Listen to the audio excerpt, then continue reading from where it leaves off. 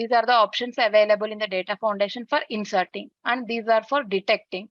The tool automatically provides some of the features to detect, like if you want to uh, uh, if you want some help from the tool, if you are not sure like how which join is suitable and all, then we can also select these options like detect join, detect cardinalities, detect row count, so that it will automatically detect which join would be suitable for the tables. But it is always recommended to give joins from ourselves.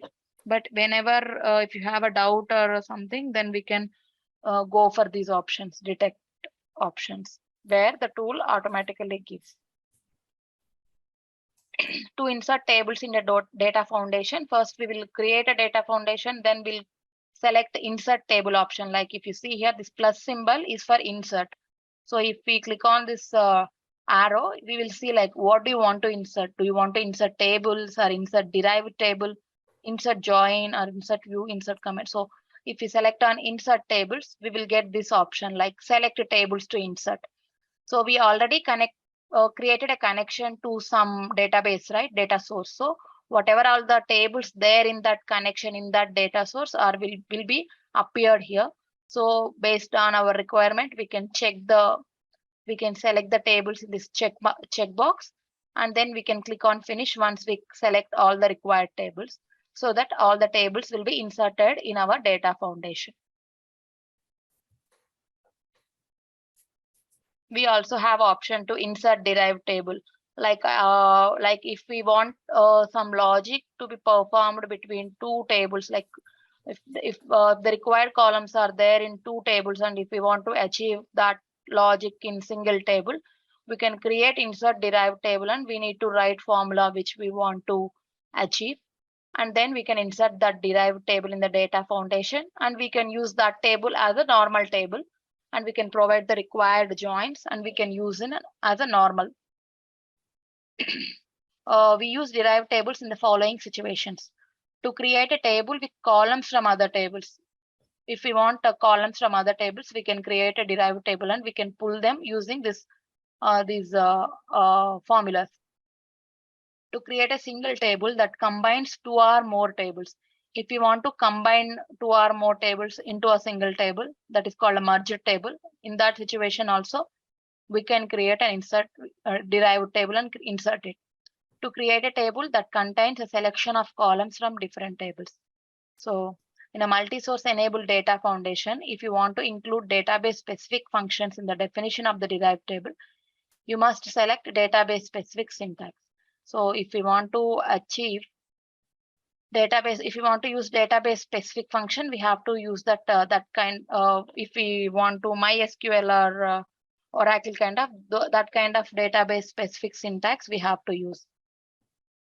As you guys already gone through what are the joins, what are the types of joins, and what is the purpose of joins, this is already covered, so we don't need to mention again here. In the joining, when we insert tables, we will go for joins. There we will give like on basis of which column we will join. Mostly we will use the primary key of the table. So if you see here, table 1, table 2. In the left hand side, it is a table 1. Right hand side, it is a table 2. We are joining table 1 with table 2. The table 1 name is article lookup. Table 2 name is article lookup criteria. So we are joining both these two tables using the primary key article ID. So article lookup, if you see here formula, this e-fashion public dot article lookup dot article ID is equal to article lookup criteria dot article ID. So if we select these two things, the formula will automatically come here. Then we will validate here if this is correct or not. If the join is validated, it will say it is okay. Then we will set up the cardinality. Is it a 1 to n or n to 1? That means for one article ID in this article lookup, there are n article IDs in this article lookup criteria. So that is kind of 1 to n join, whether it is n to 1 or 1 to n. Actually, the tool will automatically detect here. If you click on detect, it will come up whether it should be 1 to n or n to 1. So that is about cardinality and join. So once we validate it, we click on OK, so that the join between article lookup and article lookup criteria will be formed. So in this case, in this way, same method we have to follow for all the tables to join. So here join operator between table 1 and table 2. Expression, this is the expression. So it will automatically be displayed when we select the columns here. Cardinality is a property of join that describes how many rows in one table match rows in other table. So that is a kind of like for one article ID, there will be n rows, like there will be many rows which will match with that article ID, article lookup criteria. So in that situations, it is set up the cardinality. We can automatically click on this detect, and it will come automatically. Here, these are the cardinalities for a join 1 to 1. If if it is a matching with only one row, here one row and one row only there, then it is 1 to 1. 1 to many, many to 1 means n to 1, many to many means n to n. In our data foundation, there will be chances of occurring loops and traps. Loop is like this. If our joins are forming in this kind of scenario, if you see here, from country table to resort to service line to service to invoice line to back to sales, customer, city, region, and it is again joining with the country table. So it is like a closed path. It is like a closed loop is formed. So in these situations, we will get a problem with the data. So a common type of join problem that return too few rows. So we will not get expected rows of data, but we will get less number of rows if there are any loops formed. So loops occur when joins form multiple path between lookup tables. A loop is a set of joins that defines a closed path through a set of tables in a schema. So if it occurs in the situations, we have to resolve the loop by creating an alias of one table. We can create aliases. The loops can be detected by detecting aliases, detecting context, detecting loops, checking integrity, or visual analysis of schema.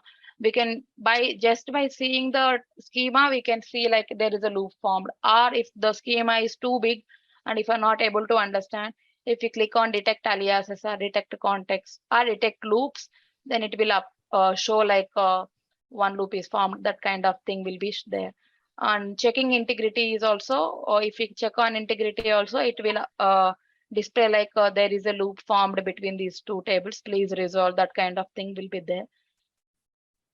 So we can resolve loops by two methods, by creating an alias table or by creating a context. Context is like we will set context is a collection of joins which provide a valid query path. So we will set up like this path should be followed like that. We will set up, that is a context. Alias is like we can create alias of one table in the loop. For example, here customer table, we can create an alias of a customer table, and for one path we can use that alias table, and for this path we can use the original table, so that that loop problem will be solved.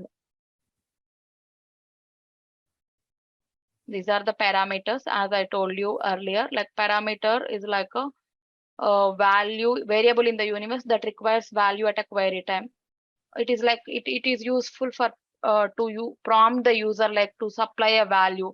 If you are only interested to know the what we say to know the data about region of Asia, and we don't want other regions data in one universal one report, then we can set up that as a region as a parameter, and it will, whenever we use that report, it will ask the user like it will ask at the time of generating report itself, it will ask which region you want to go for. Then he can give the region as Asia, then that Asia data will only come into the report, so that the performance of report will be better. As we are not interested in other regions, the data will be less and the performance will be better.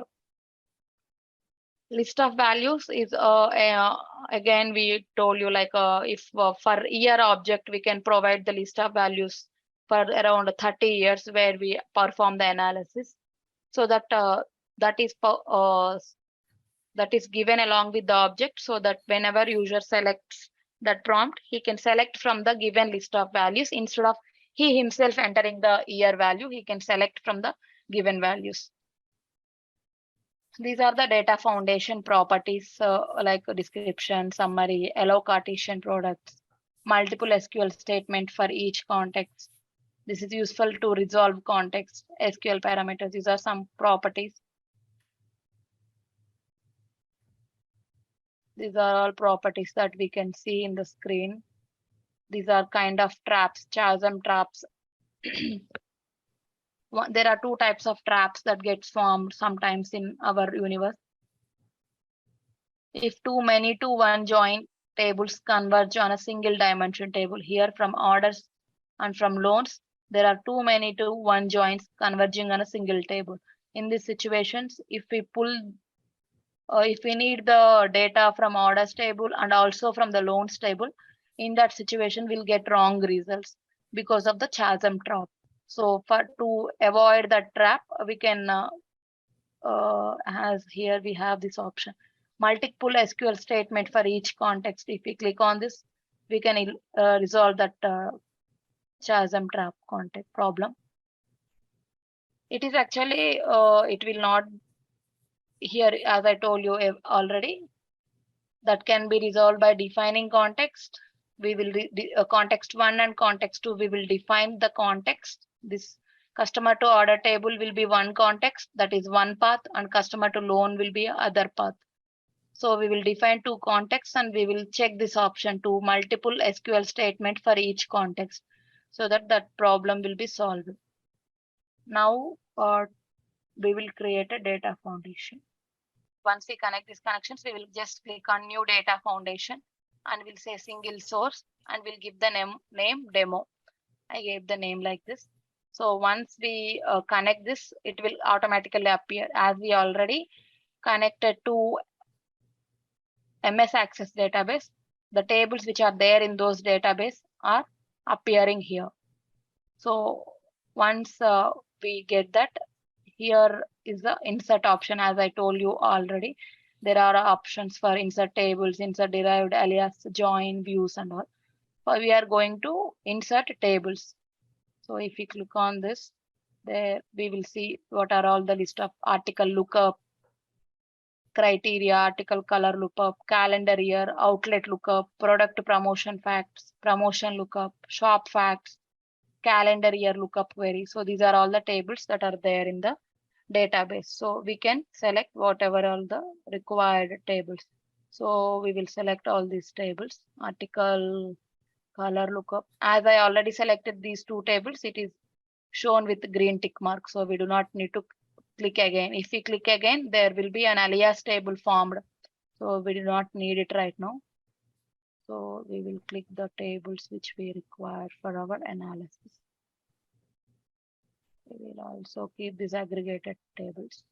I'll let you know what is this aggregated tables later.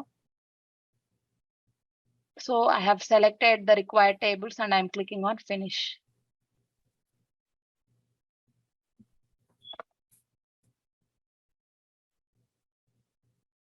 Yeah, so for the tables, the requirement will let you will know from the requirement the tables you need to select, right? Yeah, the project team, they will give all the information in an Excel or kind of thing, like what is the data source, that configuration, everything will be done from their side. They will give the table names and also they will provide the join between the tables, like on which I will tell you here. Here article ID is they will provide the joins along with the tables so that we can follow that document and we can create a universe. We do not need, architect will provide that information because we are not sure, like from functional side, which is correct for what. So architects will provide that document. The developers will do that. Okay, thank you. Yeah. So for example, if we take If you see, there are two types of tables in any schema. One is a fact table. Fact table contains all the key figures like sales revenue, quantity. So all the number which are very important for the business. So here, if you see here, amount sold, quantity sold, margin, these are the key figures. If you see here, 1 2 1 2 1 2 means it is these are the numbers. So fact tables are the tables which store number related data or KPIs or measures. We actually say measures for these kind of objects. Margin, amount, and quantity, revenue, everything is a measure here. Article, product name, state, country, the text data is we call as a dimension table. So fact table stores the measures and the primary keys of all other dimension tables. Please remember it. Fact tables stores all the measures and the primary keys of all the dimension tables. Whereas the dimension tables, they store the information about that particular dimension. If you see here promotion, it will store the information related to that promotion ID, promotion flag. If you see here calendar table, it contains the dimensions related to calendar, week, month, year. So outlet, it is a store related data. So shop name, address, manager, those kind of data will be there in these dimension tables. Whereas this fact table stores the measures and the primary keys of all other tables, like foreign keys, we can say. So if we take this shop fact table, we will put in this middle. Always we will try to keep the fact table in the middle and the dimension tables in the sides, just for our visibility purpose, because this fact table will be joining with all other dimension tables. So it is better to keep in a middle. So I'm putting it in the middle. This is article lookup. So first what we have done is we have created a data foundation connection, data foundation, and we have inserted the tables as of now. And we are setting tables like we will keep the fact table in between and all other dimension tables in the sides. So this is the fact table, which is important here. This is also one kind of a fact table here, product promotion facts. This is the main fact table. So first we will join outlet lookup. Yeah, outlet lookup table.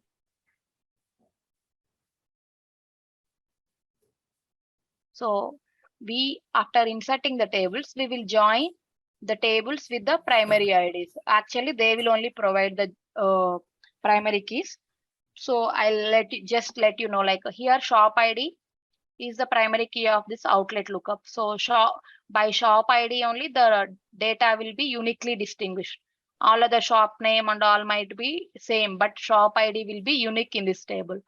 So the fact table also stores the primary keys of other dimension tables. So here there will be shop ID here also. So what we need to do is click on this shop ID and just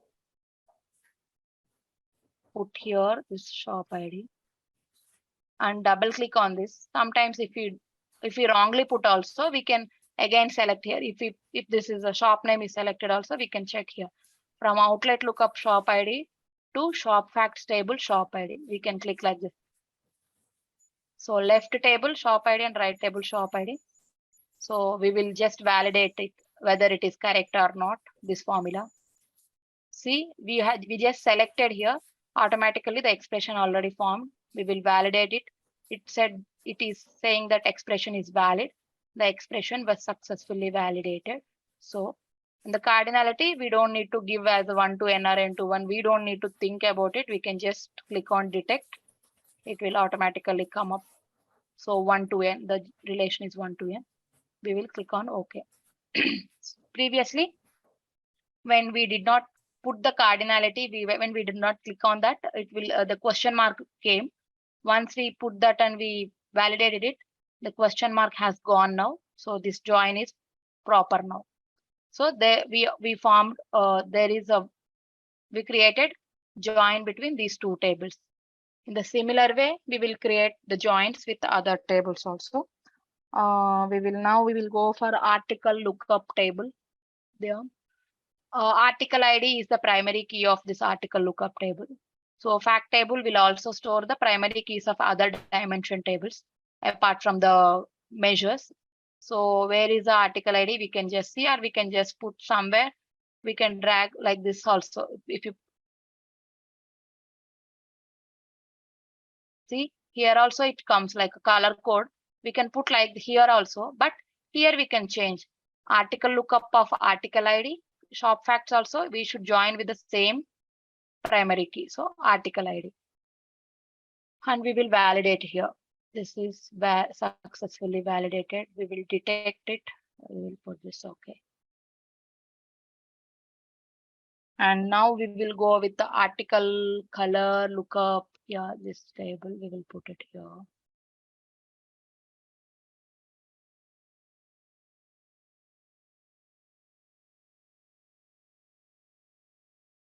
We can put it anywhere, just for our understanding purpose. I am dragging. You can click any, you can put this anywhere, but to show it in a neat format, I am keeping like this. Article color lookup. Here also article ID is a primary key here. Here actually we will join with two tables like they have given. So 1 second. Sorry. We will just put like this and we will double click on it, and now we will write the formula like it should match with article ID here and article ID, and also color. We will just click on control and we will select color code also in both the places. So it is like a complex join, like a article color lookup dot article ID, shop facts dot article ID, and article color lookup dot color code and shop facts dot color code. We will detect it here 1 to n. We will validate whether it is correct or not. It is valid. So here, if you see this two, as we are using two columns, the kind of join is looking different. It is okay. Now we will go with the product promotion facts table. Here also we will go use the article ID only. Article ID here, article ID here. We will detect it. It will come as 1 to n. Validate it. It is valid.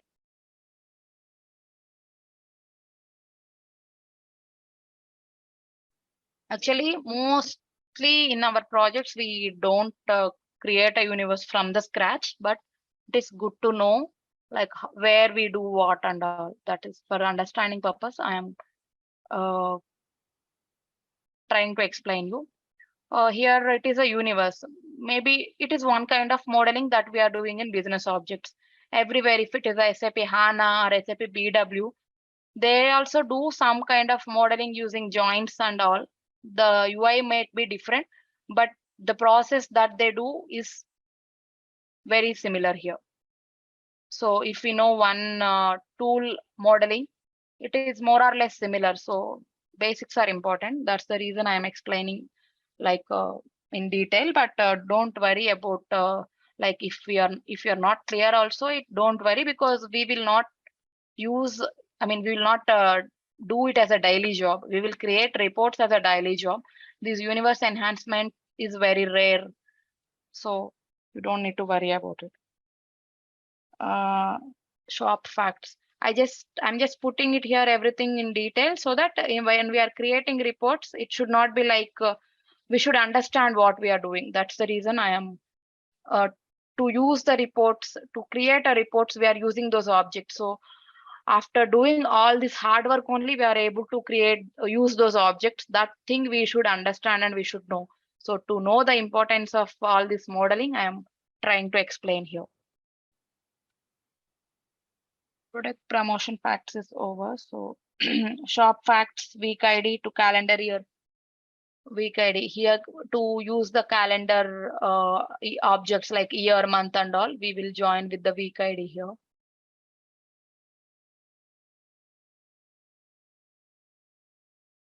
Week ID from on the both the tables.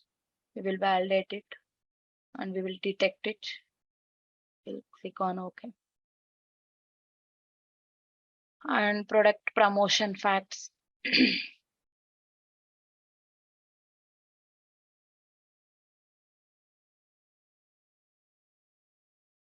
Here also there is a week ID, so we will join. These joins will be given by the business or architect itself, so we do not need to worry about it.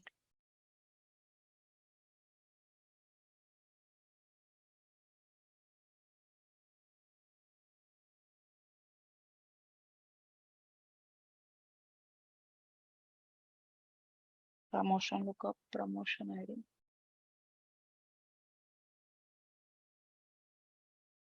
So product promotion facts. So here the promotion ID is the primary key. Here is also promotion ID is there in the product promotion fact. So this is one more fact table as I already told you.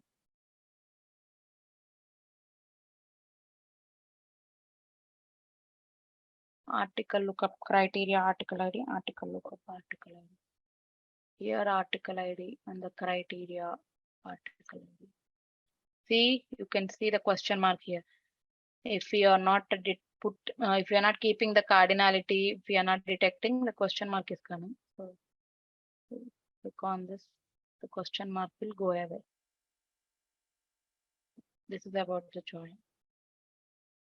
So these are the aggregated tables. That topic I'll explain later. What are these aggregated tables? So in this way, like we will select the required tables and we will create joins and we'll put the cardinalities. It is about data foundation layer. Now what we can do is we can check integrity.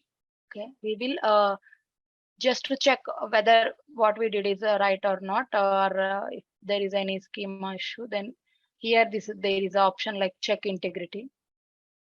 Here we can check whatever we want to check, tables, joins, parameters, list of else we did not create it. So we can check like that and check integrity. It will come up like there is a loop got formed. It is saying. So we can avoid that loop by creating context or by creating an alias.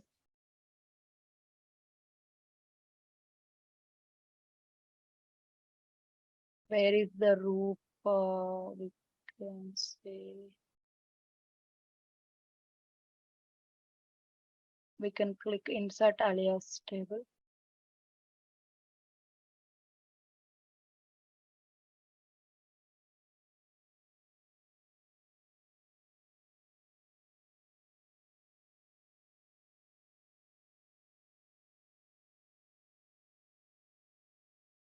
Maybe we can this join we can give to week ID to this alias table and we will remove this.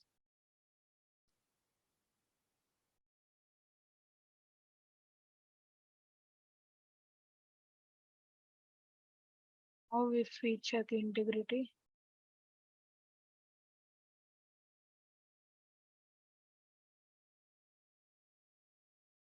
Yeah, now it is everything is okay.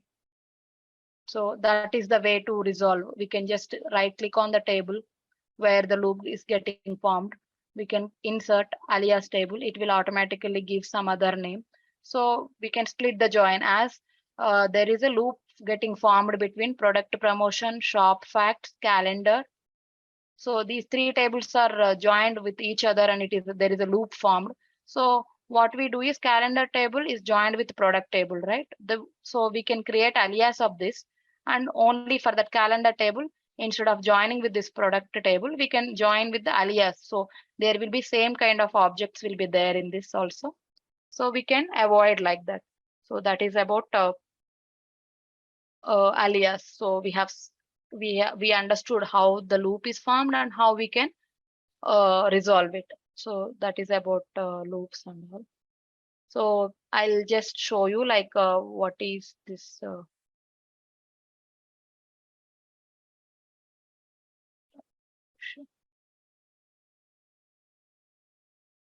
Yeah, this is about data foundation. These aggregated tables, there is some concept beyond it. When aggregated tables are like there are these are like these tables are aggregated to per year, per quarter, per month, like that aggregated. So if we want to get the if in our report, if we want to see the sales revenue of 2018 year, it is combination of all the months, right? So instead of uh, calculate giving it for all the months and then summing it up in the report level, if we use these aggregated tables and if we use these things in the formulas to go for the first priority, then what it do is first it will get, if our report is yearly based, so it will get the result from this table, so that the calculations, instead of doing from the reporting layer, the calculations are being done in here database layer, so that the performance of the reports will be better. So for that purpose only, we use these aggregated tables and we use that in the formulas. Okay, I'll show you here like already existing measures. If I show you the formula, you will understand. If you see here, this is the formula for the sales revenue. What they did is at the rate aggregate aware, sum of aggregate year quantity. This is one table. This is the other table which is set for the monthly level. Otherwise, it is normal shop facts table. So first priority is given to this table. If we are only using for yearly data, the data will come from this table. So if we are using for per day, if we are in report, we are also adding month and date, then getting result from these tables will not be sufficient. So at that time, it will come from the normal fact table. So in this way, if we write the formula, it will take the benefit of this aggregate aware function, so that the result is coming from the aggregation, the sum is happening at the database level, which will improve the performance of the report and which will be helpful to not to load the reporting server. So in that scenario, we will create the key figures like this at the rate aggregate aware, and we will use this formula, which is a default one. For this also you can for more understanding you can Google it, but it is the same concept, like to use that aggregated tables in our reporting layer, we will use this at the rate aggregate aware function, and we will keep the priority, like first priority will be given to this table, second priority is this, last priority is this. So based on our report, it will go and fetch the values. So for all these things, for quantity sold also, this is the formula of quantity sold. If you see here also we are using that at the rate aggregate aware. We can take from this, or we can use the normal fact table quantity sold. So it is about at the rate aggregate aware. So after creating a data foundation layer, we will go and create a business layer. Business layer is like this. Here, like we will put some classes. If you see here, I can go and new attribute. I can put something. I'll put year name just for demo purpose. I'm telling. It need not to be attribute. It can be a dimension. Here it is telling what is the type of measure is, as I already told you, you should be familiar with these terms. Dimension is like a text objects which has a text data like state, calendar, year, month. These are come under dimensions. Measure is a number data, numerical data. like sales revenue, quantity, margin, profit, discount. These all come under measure. So year name is a dimension. So I just put as a dimension, and I can go here. Year is coming from the calendar table. So calendar year, I can just put like this. Year, calendar year. Look, if I double click on it, it will come. I'll validate it. So like that, we can create these objects. It is already, these formulas are also will be given by the architects, or we will be having some demo to understand and we can create. But most of the scenarios, we will not go and create entire universe. In my 10 years of experience, I did not create any universe from the scratch, but it is better to have an understanding. If there is any enhancement required, we can directly go and do that. If there is any table need to be replaced, if we need to replace the table, always remember, like if there is if any, it is like a tip. So if in a project, if there is a requirement to replace some outlet lookup table, why do we get this scenario is like, maybe they are the project people or the database people, they are replacing the old tables with the new tables because of some redundancy or something. So in that situations, they will ask us to replace the table with a new table. So in that scenario, what we have to do is, generally what we do is we will delete this table and we will insert that new table and we will have to map the joins and all. But that is not a best practice, because if we delete a table, the objects which are related, which are associated with the table, they will use the formula, and also the joins, they will be gone. So instead of directly deleting the table, if we need to replace the other table, what you can do is you can go and rename the table with the new table. You can create an alias kind of thing, so that you can just go and rename the table. Then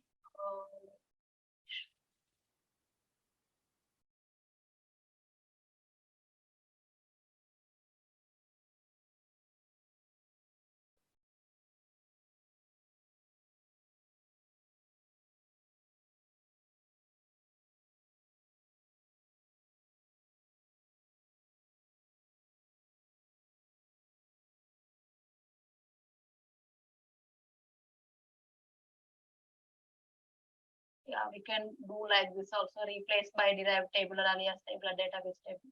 We can replace in this way also. I think in the universe designer, there was a, I mean, old tool I told you, right? UDT. There it was option like rename, but I think here it is more advanced. Like we can replace by some other table. We can just click on replace by and we put database table and we can select the table, so that the joins and its associated objects will not get disturbed, so that there will not be much of rework. So actually in our projects, we will get those kind of requirements only. To add any object in the business layer with some, they will only provide formulas. We can just go and click on the adding the objects there, and we will click on the formula, and we can add that and we can export to repository, or we can replace the tables, or we can change the joins. These kind of enhancements only will come, but in real time, we will not get that requirement of creating a universe from the scratch, because these days we are mostly working on HANA views or other databases, other data sources. So if it is a BEX query, we do not even need to create this much of data foundation, all these things. We will just create a BSES connection and we are done. We can directly use that in our reporting layer. So I think basic understanding of universe is that knowledge will be enough for our projects and the reporting purpose. So this is done right now. We have created a data foundation layer by using the required, by inserting the required tables, by proposing the required joins, by detecting the cardinalities. And the loop is also formed, and we have resolved that loop also by using an alias table. So that is done. So if you see here, resolving loops, we can create an alias table or we can create a context. Parameters and list of values, we have already discussed. Showing and profiling values in a table. This is show table values. We also have option to show table values just to see like what kind of data is stored in that. Calculated column is a new column in a table that is the result of a calculation based on one or more columns of the same table. Like it is like a formula we will create. Row count, it gives the number of rows in a database tables and can be detected and stored in the data foundation. Merging tables lets you insert a derived table into the data foundation that consists of the combined columns from two or more tables linked by joins. It is like we will create a table using 2 or 3 tables. We will create one table. So in that scenario, we will merge it.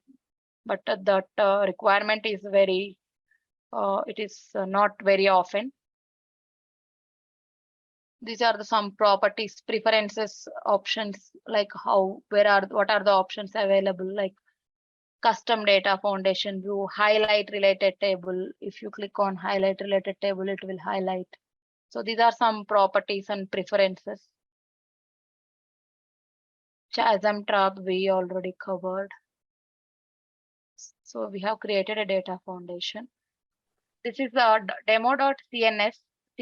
Once we create a connection, it is automatically .cnx. When we publish that connection to repository, the extension will be .cns. So that means secured connection. .dfx means this data foundation layer is saved as a .dfx. And the business layer, if you see here, the already created universe, it is .blx. So that is about the naming convention, how it automatically creates. And I was telling about this. Under data foundation, I have told you, right? These insert options will be here. Detect options are here. Detect aliases, detect joins, cardinalities, row count, keys.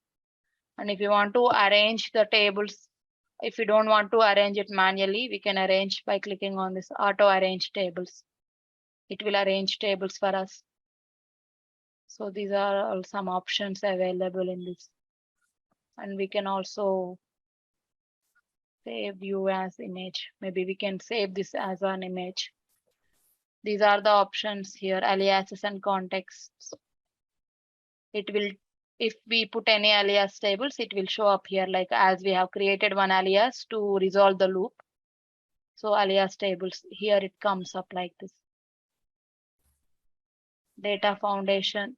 If we just directly jump to data foundation, we can click on this and we can go there. Parameters and list of values. If we create anything, it will come under here.